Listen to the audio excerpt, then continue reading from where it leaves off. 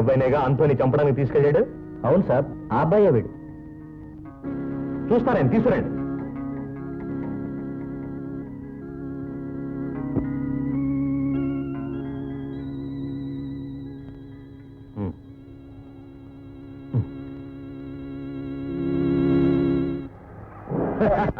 అప్పుడు నువ్వు వీడిని చంపలేదు. ఆల్ రైట్, వీడికి ఇంకా ఆయుష్ ఉందనుకుంటాను. కొన్నాళ్ల పాటు ఇక్కడే ఉంటాడులే. అంతేనా మిస్టర్ ఆంటోనీ? అంతా తమరిష్టం. Very good.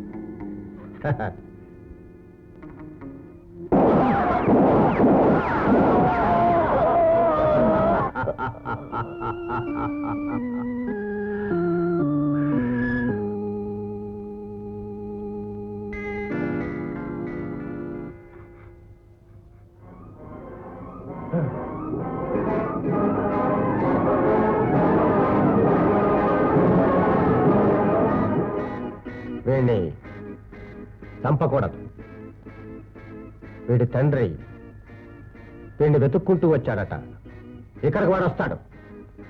వీడి నెపంతో అతగాడి హెలికాప్టర్ని కొన్నాళ్ళు మనం ఉపయోగించుకోవచ్చు అనిపిస్తోంది. అందాక వీడిని మన సెల్లో ఉంచండి. ఈ రథకుతాడు కుక్కొకట పాడి తీసుకెళ్ళి.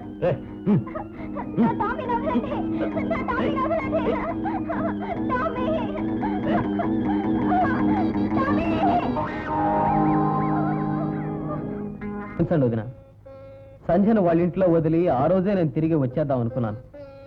సంధ్య నాన్నగారు బలవంతం చేయడంతో నేను ఇన్ని రోజులు ఉండాల్సి వచ్చింది. ఆ కథంతా చెప్పినందువల్ల ప్రయోజనం ఏమిటి? మధు కోసం వెళ్ళిన బావగారు కూడా తిరిగి రాలేదు. అన్నయ్య ఎక్కడికి వెళ్ళారో తెలుసా పోని? రాజస్థాన్కే అని నేను అనుకుంటున్నాను. బికనీర్ అని, పాషా అని అప్పుడప్పుడు అంటుంటే విన్నా. పాషానా? ఏం మోహన్? రాజస్థాన్లో పాషా దొంగల నాయకుడు. పాషా తెలుసా నీకు? తెలీదు. వాడి గురించి విన్నాను. జరిగిన విషయాలను బట్టి చూస్తూ ఉంటే నేను ఉద్దేశానికి వచ్చాను. ఇక అన్నయ్యని మధుబాబుని తీసుకురాకుండా నేను తిరిగి రాను.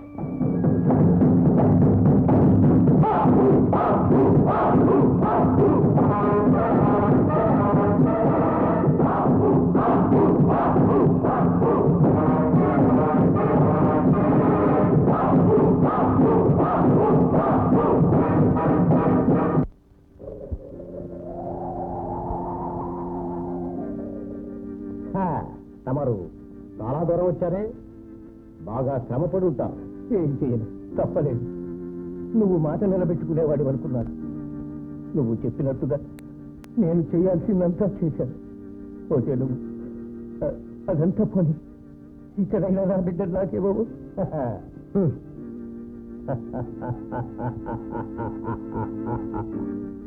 నీ వృత్తి ఏదైతే నువ్వు ఒక మనిషివే కదా. బిడ్డ తండ్రిగా నా ఆవేదన నీకు అర్థం కావడం లేదా? తండ్రి ఆవేదన అలాంటిది ఒకటి ఉందా? నాకు తెలీదే. నా బిడ్డ జీవించి ఉన్నాడో లేడో అదైనా పోనీ చెప్పు. బుద్ధి లేని మనిషి అంతం చేసిన కథని ఆరంభించాలను కూడా వివేకం. అంతం చేసిన కథ సరేలే, నీ హెలికాప్టర్ ఎక్కడుంది? ఢిల్లీలో ఉంది. అవసరమైతే ఇంకోసారి దాన్ని ఉపయోగించుకోవచ్చు. ఏం చెప్పినా సరే చేస్తారు. నేను జీవించి ఉన్నంత వరకు నీకు దాసుడుగా ఉంటాను. నా బిడ్డని నాకు అప్పగిస్తే చాలు. సరే, ఈ విషయమై నన్ను ఒకసారి ఆలోచించాలి.